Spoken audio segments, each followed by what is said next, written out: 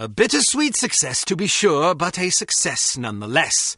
Recovering from Agent Goodman's death will be no easy task, but you can be sure harm won't sit idly by while you grieve. The information you recovered from the headquarters of Dumas Industrial Enterprises may prove to be the break you've needed. Report to the War Room for a full briefing.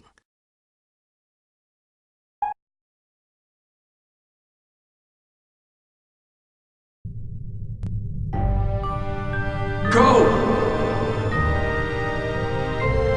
Tom! Get out of here now!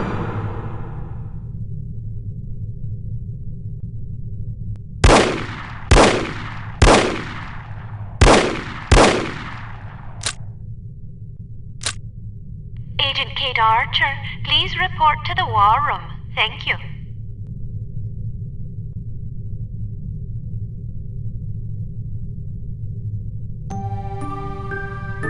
Agent Goodman's death is a terrible blow, no question about it. But although this mission was costly, it may well prove to have been worth the price. I wish I could believe that. You mustn't lose sight of our objectives. The sacrifice of any or all of us is a small price to pay to preserve the lives we will save if we are successful. Tom knew the risks. So did Bruno. So do you. Knowing the risks doesn't really prepare you for losing a partner.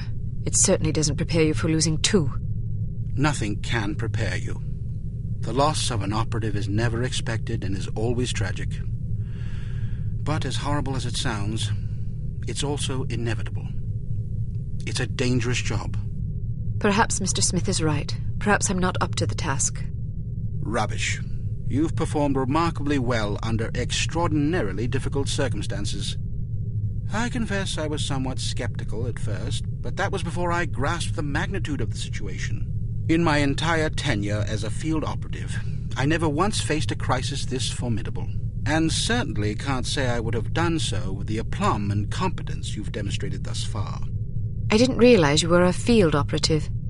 Indeed, for 14 years. After the war, I found I was having a hard time adjusting to civilian life. Fortunately, an old acquaintance of mine was recruiting for Unity and happened to ring me one afternoon. I've never looked back. Sort of difficult to imagine, isn't it? Not at all. You flatter me. Anyhow, let's have no more self-pity. What do you say? Yes, sir. So before you served on the committee, you and Bruno were colleagues. And friends. Did you ever work together on an assignment? Frequently. We lost track of how many times we'd saved each other's lives. And you still believe he was capable of treason? In my heart, no. Intellectually, I don't quite know what to believe. No question about it. He was always a steadfast, resourceful fellow. But the history books are full of patriots turned traitors. There's no telling what a man is capable of, given the appropriate temptations. I know what I believe. I admire your conviction, and I pray you're right. Ah, Mr. Smith, I hope you have some good news. Good news would be that we hadn't lost another valuable agent on this mission. What news do we have? Well, our analysis of Agent Archer's photographs is complete. And? We have a possible lead on Dr. Schenker's whereabouts. I think we can classify that as good news. As I said, it's all relative. This harm situation isn't the only crisis in the world, and we're fast running out of competent field agents. Then suppose you get to the point and tell us what we know about Dr. Schenker so we can go fetch him. It's somewhat speculative at this point, but it's possible that harm is keeping him at a secret underground research facility in North America. We don't know the exact location of this facility, but thanks to the files Archer photographed, we know it exists, apparently in the vicinity of a lumberyard in western Washington state. It seems the site is being supplied by an American Railways passenger train.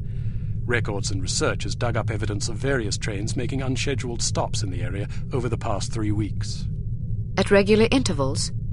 Indeed, probably to drop off supplies and personnel. We're certain that at least one American Railways engineer is on the harm payroll, although several individuals may be involved. We're looking into it. What's my assignment? Phase 1 will be to apprehend the engineer or engineers in question so that we can interrogate them. Once you're aboard the train... How exactly am I to get aboard? We'll smuggle you into the galley car. Lovely. Anyhow, once you're aboard, you will meet with a contact who will tell you precisely whom you'll need to detain. It is safe to presume that other harmed personnel will be aboard the train, so subtlety is advisable. Needless to say, seizing the conspirators will prevent the train from making its stop, so you'll have to be sure to detrain at the appropriate time. Well, after falling out of an airplane, I suppose jumping off a moving train can't be that bad. That won't be necessary. Once your objectives are complete, you must head for the caboose and detach it when you're near the lumberyard. We'll have an agent in place to switch the track and reroute you to an unused depot behind the lumberyard. This area is not likely to be heavily guarded, so you shouldn't have much difficulty getting through. If all goes according to plan, you will rendezvous with another undercover agent who will, we hope, have information that should help you locate the underground base. Then I grab Dr. Schenker and get the hell out. Precisely. We'll have a helicopter nearby awaiting your signal. Your flight departs in 1 hour, so if you need to stop by the toy shop, now's the time. Understood. Thank you for putting things in perspective for me, sir. I promise you I will do everything in my power to destroy harm. Archer? Sir? Don't let anger cloud your judgment. Revenge is an understandable impulse, but it is also a contemptible one. Our job is not to avenge, but to protect. I can't just shut off my feelings like a tap. No, but you can bridle them and use them to fuel your resolve. Destroy harm, but do it to save innocent lives, not to retaliate for those already lost. The moment you give in to wrath, you become as reprehensible as the monsters we're hunting. Clearly, we are all called upon to take lives from time to time, but we must neither relish it nor agonize over it. It is a duty, plain and simple. Not a pleasant one, but often a necessary one. I'll do my best, sir. I have absolute confidence that you will. There was one more thing, although I'm not sure how important it is. According to one of the documents Archer photographed, it seems the Baron's wife changed her surname some time ago. Really? So her maiden name isn't McLean? It's Farnsworth. Felicity Farnsworth? Are you quite sure? Positive. Do you know of her? Aye, that I do. When she was 8 years old, her father, a wealthy banker, was involved in a nasty public scandal involving unmentionable acts with a 12-year-old boy.